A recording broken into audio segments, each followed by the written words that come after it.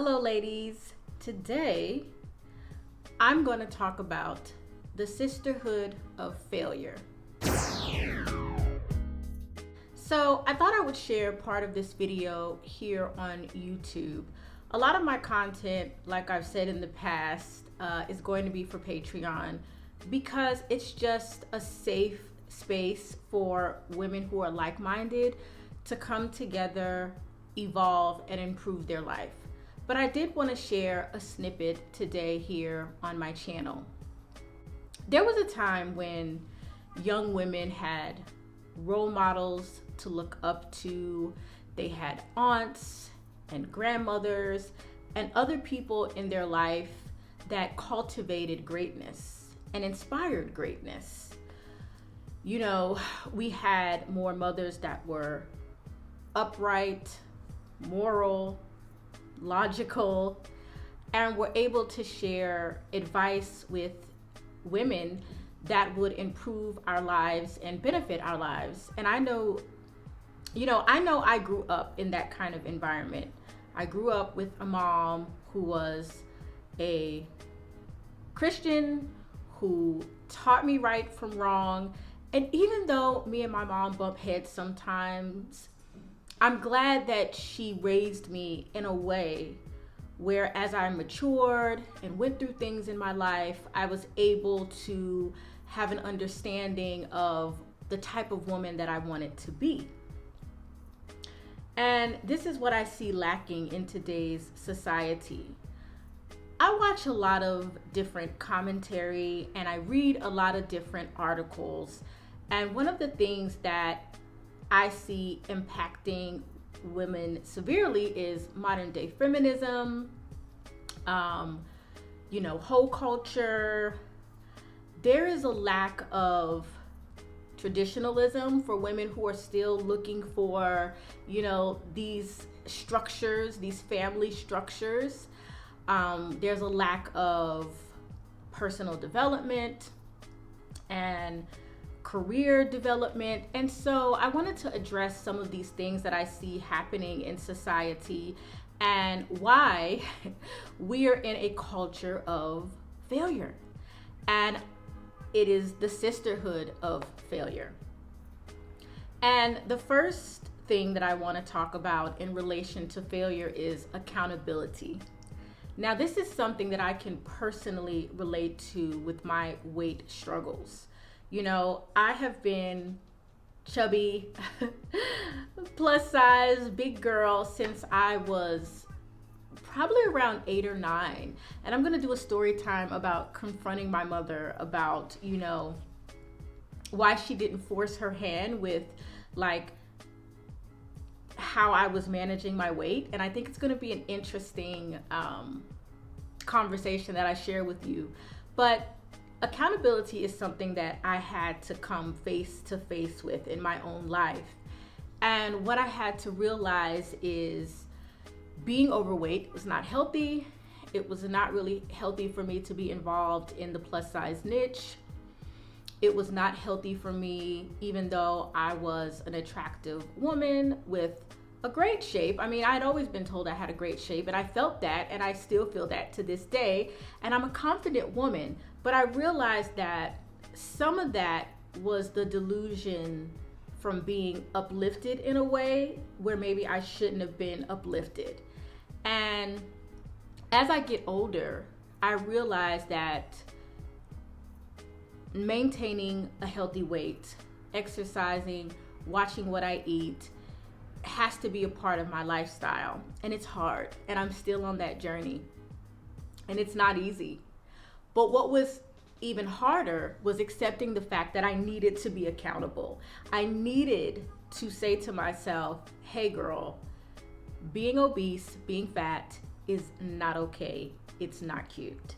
You need to start getting your life together. And that's what I've done. And I'm nowhere even remotely close to the finish line. But it's something that I'm working on day by day, minute by minute. There's no timeline. There's no goal weight. There's no goal dress size. It's just saying to myself, come out of your delusion. And instead of women encouraging other women in safe spaces, in private spaces, I'm not even saying online is the place to do it unless you have a private space. Instead of women saying, yeah, we really need to maintain our weight, it affects every area of our life. It affects our lifestyle. It affects, our dating options. It affects how we feel about ourselves and our clothes and our appearance. You would have women saying fat positivity, big girls winning. Yes, you can be obese and be, the standard of beauty. And it's a lie and it's delusion. And that is just one way where we're failing in the sisterhood. We're failing to help the younger women do better than us. We're failing at telling the truth. Same thing with promiscuity. And this is a topic that I'm going to discuss on Wifey for Lifey. I'm not going to go into it here, but promiscuity is damaging. And even how the sexual liberation movement was pushed to women,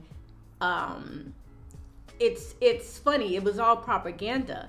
And while I agree that a woman has a right to do whatever she wants to do, those of us that live our life by a certain standard, that have children, that have nieces, that are mentors, that are role models, we have to let the younger generation know the dangers of promiscuity, what it does to you spiritually, emotionally, psychologically, and what it does to your relationship, even when you get married. Women who are promiscuous even have problems in marriage. And so we have this whole culture, the WAP thing and the Cardi B's and the Meg Thee Stallions. And while these are beautiful women and sometimes their songs are catchy and we like those catchy songs, the issue is it's not helping the image of women as a whole.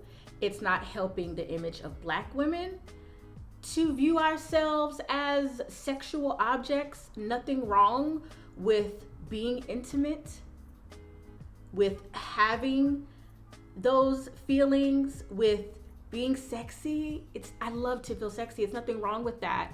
But I love to do that with the man who committed his life to me and has dedicated his life to me, that takes care of me, that requires me to just be while he goes off to work, and I get to do this and the things that I do offline that I don't share. So I just really, really want to stress the importance of identifying when people want you to fail, because any woman telling you that sex doesn't affect your life, doesn't matter who you have sex with, doesn't matter how many people, this is a damaged woman. And this goes back to the failure of the sisterhood. Same with Bonnet Gate.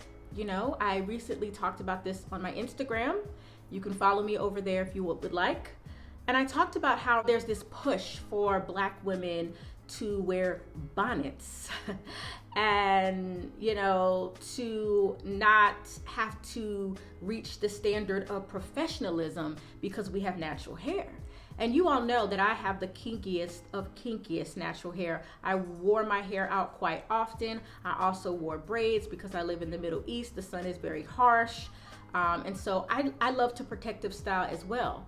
And while there are cultural impacts to wearing our hair in certain styles, that's life. We all have to deal with life. It doesn't mean you get to escape taking pride in yourself and doing your hair in the morning. And so it's interesting what liberal philosophies and ideologies are being pushed to our young women and even to old women who just didn't get what they needed in life. And this contributes to our failure, telling women we need to normalize bonnets when no other race of women is doing that, and other races of women do wear bonnets. They get up and curl their hair and blow dry their hair, and they have frizzy hair, and they have hard to manage hair, just like other races, but they still get up and do it, and that's what we can do too. And so I talked about this on Instagram, on how this is such a low bar. This is such a low bar where we are setting for young women and for our position in society as women. You know, Black women will always be in the underclass if we don't change some of our patterns and some of the ways that we present ourselves, because we are worthy, we are beautiful, we are capable to do anything that we want to do within reason, within your skill set, within your abilities. And so accountability is one of the ways we have totally dropped the ball.